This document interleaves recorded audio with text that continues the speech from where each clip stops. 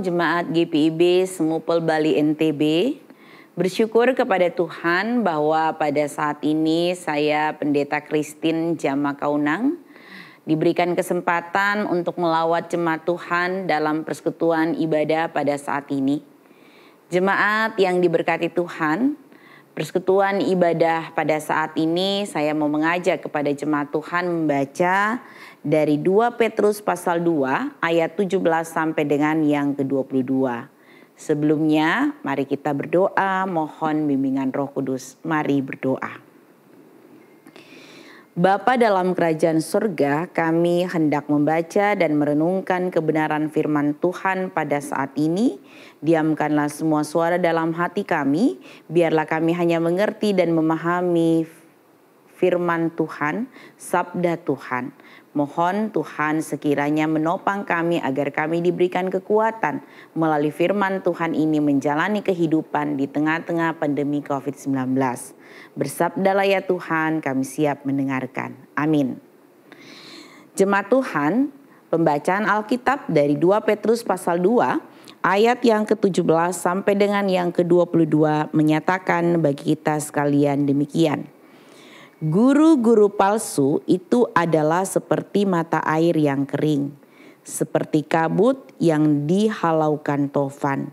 Bagi mereka telah tersedia tempat dalam kegelapan yang paling dahsyat, sebab mereka mengucapkan kata-kata yang congkak dan hampa dan mempergunakan hawa nafsu cabul untuk memikat orang-orang yang baru saja melepaskan diri dari mereka yang hidup dalam kesesatan. Mereka menjanjikan kemerdekaan kepada orang lain, padahal mereka sendiri adalah hamba-hamba kebinasaan. Karena siapa yang dikalahkan orang, ia adalah hamba orang itu. Sebab jika mereka oleh pengenalan mereka akan Tuhan dan Juru Selamat kita Yesus Kristus telah melepaskan diri dari kecemaran-kecemaran dunia, tetapi terlibat lagi di dalamnya, maka akhirnya keadaan mereka lebih buruk daripada yang semula. Karena itu bagi mereka adalah lebih baik jika mereka tidak pernah mengenal jalan kebenaran daripada mengenalnya, tetapi kemudian berbalik dari perintah kudus yang disampaikan kepada mereka. Bagi mereka cocok apa yang dikatakan peribahasa yang benar ini. Anjing kembali lagi ke muntahnya, dan babi yang mandi kembali lagi ke kubangannya. Demikianlah firman Tuhan pada saat ini. Jemaat yang diberkati oleh Tuhan Yesus Kristus, pembacaan Alkitab kita 2 Petrus pasal 2 ayat 17 sampai dengan 22 merupakan renungan Sabda Bina Umat Malam. Dan saya mengajak kita bersama-sama merenungkan di bawah terang tema asli atau palsu. Jemaat Tuhan, ketika saya masih kecil, saya suka menonton acara TV berjudul Asli atau Palsu. Di dalam acara tersebut jemaat Tuhan dihadirkan seorang artis dan seorang lain yang mirip dengan penampilan dari artis tersebut. Sehingga juri harus dapat membedakan mana yang asli dan mana yang palsu. Memang sangat sulit untuk membedakannya. Tetapi kedua orang ini masih bisa dibedakan. Jemaat Tuhan, pembacaan Alkitab kita pada saat ini juga berbicara tentang asli atau palsu.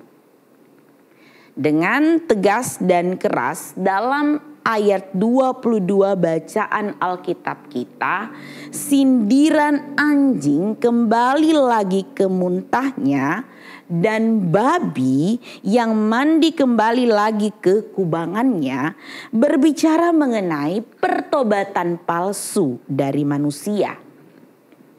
Ada orang-orang tertentu yang susahnya minta ampun bila disuruh hidup dalam kebenaran. Pagi pergi ke gereja jemaat Tuhan. Pulang dari gereja tahu-tahu melakukan perselingkuhan. Pulang dari gereja mabuk-mabukan. pulang dari gereja mencaci maki, memfitnah, bergosip, korupsi, dan lain-lain sebagainya.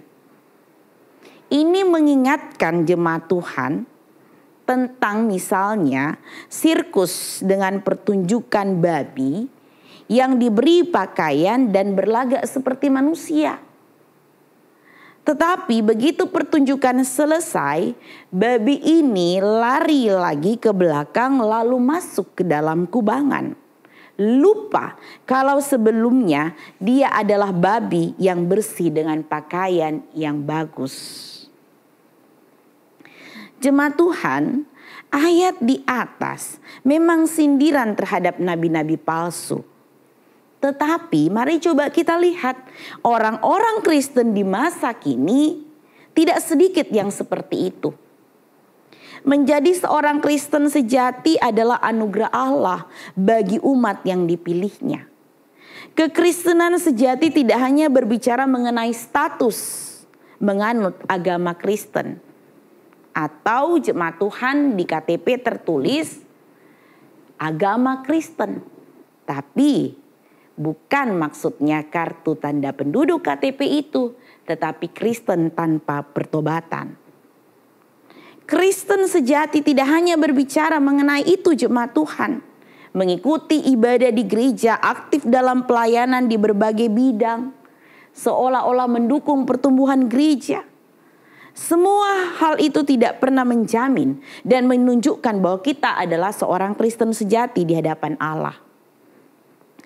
Namun Kristen asli dan bukan palsu adalah ketika saya dan saudara-saudara semuanya dapat memahami firman Tuhan. Firman Tuhan itu bertumbuh dan membuktikan bahwa kita adalah seorang Kristen yang sejati ketika iman kita itu juga adalah iman yang sejati. Merujuk pada kemampuan untuk memelihara hati dan menghormati Tuhan.